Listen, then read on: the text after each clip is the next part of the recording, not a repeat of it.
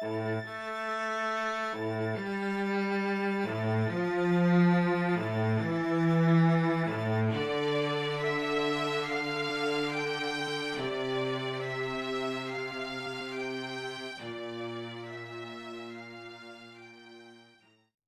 blood was alive, like the dog, and like the dog it wanted to hide away and cover itself up from the fearful cold.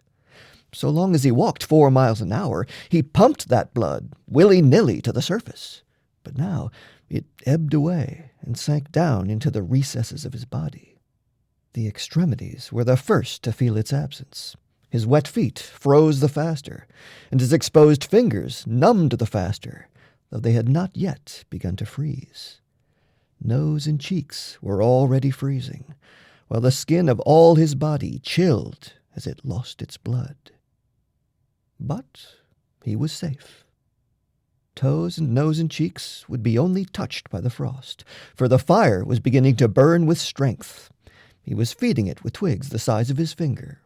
In another minute he would be able to feed it with branches the size of his wrist, and then he could remove his wet footgear, and while it dried, he could keep his naked feet warm by the fire, rubbing them at first, of course, with snow. The fire was a success. He was safe. He remembered the advice of the old-timer on Sulphur Creek and smiled. The old-timer had been very serious in laying down the law that no man must travel alone in the Klondike after 50 below. Well, here he was. He had had the accident. He was alone, and he had saved himself. Those old-timers were rather womanish, some of them, he thought. All a man had to do was keep his head, and he was all right. Any man who was a man could travel alone. But it was surprising, the rapidity with which his cheeks and nose were freezing. And he had not thought his fingers could go lifeless in so short a time. Lifeless they were, for he could scarcely make them move together to grip a twig. And they seemed remote from his body and from him. When he touched a twig, he had to look and see whether or not he had hold of it. The wires were pretty well down between him and his finger ends. All of which counted for little. There was the fire, snapping and crackling and promising life with every dancing flame. He started to untie his moccasins.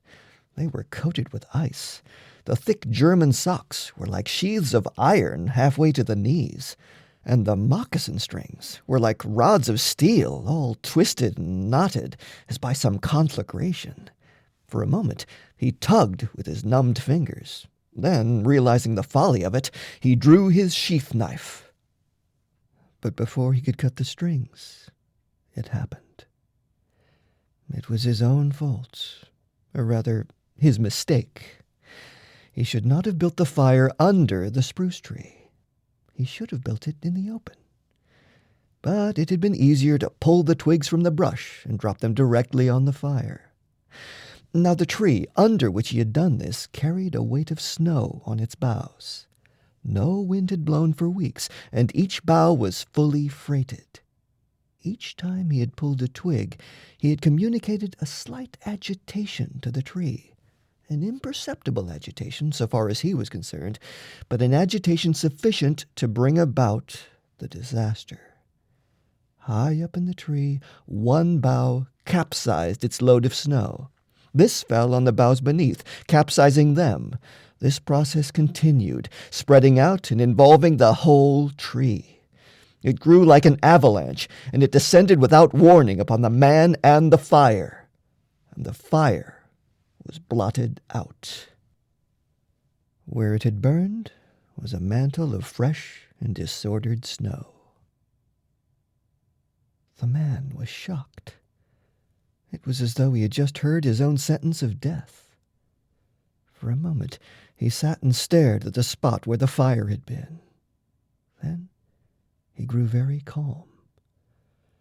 Perhaps the old-timer on Sulphur Creek was right. If he had only had a trail mate, he would have been in no danger now. The trail mate could have built the fire. Well, it was up to him to build the fire over again, and this second time there must be no failure. Even if he succeeded, he would most likely lose some toes. His feet must be badly frozen by now, and there would be some time before the second fire was ready.